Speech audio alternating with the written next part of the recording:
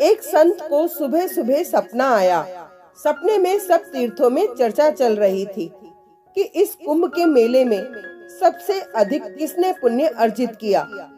श्री प्रयागराज ने कहा, सबसे अधिक पुण्य तो रामू मोची को ही मिला है। गंगा मैया ने कहा, लेकिन रामू मोची तो गंगा में स्नान करने ही नहीं आया था। देव प्रयाग जी ने कहा, हाँ, वो यहाँ भी नहीं आया था।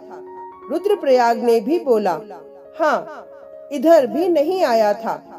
फिर प्रयागराज ने कहा, लेकिन फिर भी इस कुंभ के मेले में जो कुंभ का स्नान है उसमें सबसे अधिक पुण्य रामू मोची को मिला है। सब तीर्थों ने प्रयागराज से पूछा, रामू मोची किधर रहता है और वो क्या करता है। श्री प्रयागराज जी ने कहा, रामू मोची जूता की सिलाई करता है और केरल प्रदेश के दीवा गांव में रहता है। इतना स्वप्न देखकर वो संत नींद से जाग गए और मन ही मन सोचने लगे कि क्या ये भ्रांति है या फिर सत्य है। सुबह प्रभात के सपने अधिकतर सच्चे ही होते हैं, इसलिए उस संत ने इसकी खोजबीन करने की सोची। जो जीवन मुक्त संत महापुरुष होते हैं वो निश्चय के बड़े ही पक्के होते हैं। और फिर वो संत चल पड़े केरल दिशा की ओर।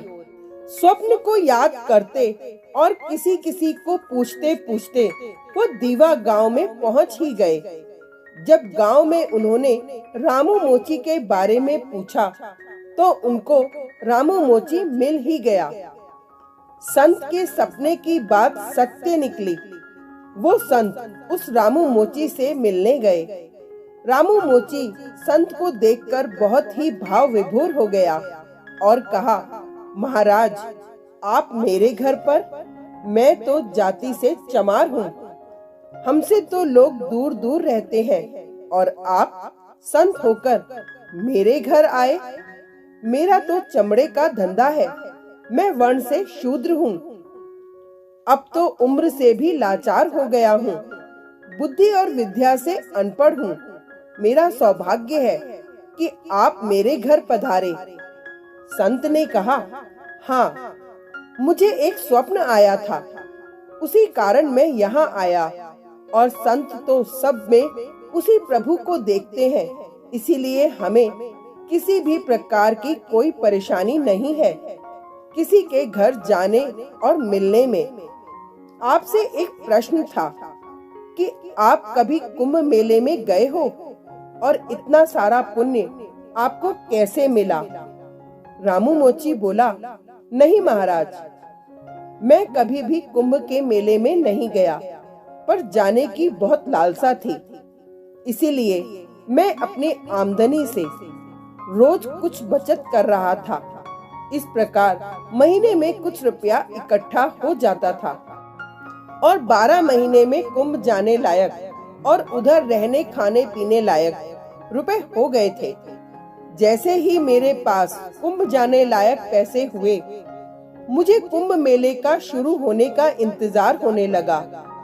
मैं बहुत ही प्रसन्न था कि मैं कुंभ के मेले में गंगा जी स्नान करूंगा। लेकिन उस समय मेरी पत्नी माँ बनने वाली थी। अभी कुछ ही समय पहले की बात है। एक दिन मेरी पत्नी को पड़ोस के किसी घर से मेथी की सब्जी की सुगंध आ गई और उसने वह सब्जी खाने की इच्छा प्रकट की। मैंने बड़े लोगों से सुना था कि गर्भवती स्त्री की इच्छा को पूरा कर देना चाहिए। मैं सब्जी मांगने उनके घर चला गया और उनसे कहा, बहन जी, क्या आप थोड़ी सी सब्जी मुझको दे सकते हो? मेरी पत्नी गर्भवती है और उसको खाने की इच्छा हो रही है। उन बहन ने कहा, हाँ रामू भैया, हमने मेथी की सब्जी तो बना रखी है। वे बहन हिचकिचाने लग गई और फिर उसने जो कहा उसको सुनकर मैं हैरान रह गया। वह बोली, पर मैं आपको ये सब्जी नहीं दे सकती क्योंकि ये आपको देने लायक नहीं है। मैंने पूछा, क्यों बहन जी? वह बोली, आपको तो पता है हम बहुत ही गरीब हैं और हमने पिछले 2 दिन से कुछ भी नहीं खाया। भोजन की कोई व्यवस्था नहीं हो पा रही थी। आपके जो ये भैया वो काफी परेशान हो गए थे, सबसे कर्जा भी ले लिया था। उनको जब कोई उपाय नहीं मिला तो भोजन के लिए घूमते घूमते शमशान की ओर चले गए। वहां किसी ने मृत्यु के बाद अपने पितरों के निमित्त ये सब्जी रखी हुई थी। ये वहां छिप छिपाकर गए और उधर से ये सब्जी लेकर आ गए। अब आप ही कहो कि मैं किस प्रकार ये अशुद्ध और अपवित्र सब्जी दे दूं। संत कहते हैं, उस रामू मोची ने फिर बड़े ही भाव विभोर होकर कहा। रामू बोला, ये सब सुनकर मुझको बहुत दुख हुआ कि इस संसार में केवल मैं ही गरीब नहीं हूँ जो टका टका जोड़कर कुंभ मेले में जाने को कठिन समझ रहा था। जो लोग अच्छे कपड़ों में दिखते हैं वो भी अपनी मुसीबत से जूझ रहे हैं और किसी से कह भी नहीं सकते। उन्हें भी इस प्रकार के दिन देखने को मिलते हैं कि वो खुद और उनके बीवी बच्चे भूख से तड़पते रहते हैं। मुझे बहुत ही दुख हुआ कि हमारे पड़ोस में ऐसे लोग भी रहते हैं और मैं टका टका बचाकर गंगा स्नान करने जा रहा हूँ। उनकी सेवा करना ही मेरा कुंभ मेले में जाना है। मैंने जो कुंभ मेले में जाने के लिए रुपए इकट्ठे किए हुए थे वो घर से निकाल कर ले आया और सारे पैसे उस बहन के हाथ में रख दिए। उस दिन मेरा जो ये हृदय है बहुत ही संतुष्ट हो गया।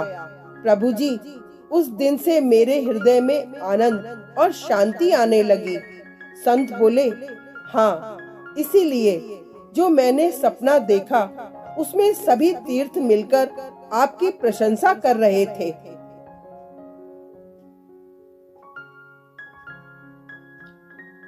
Thank you.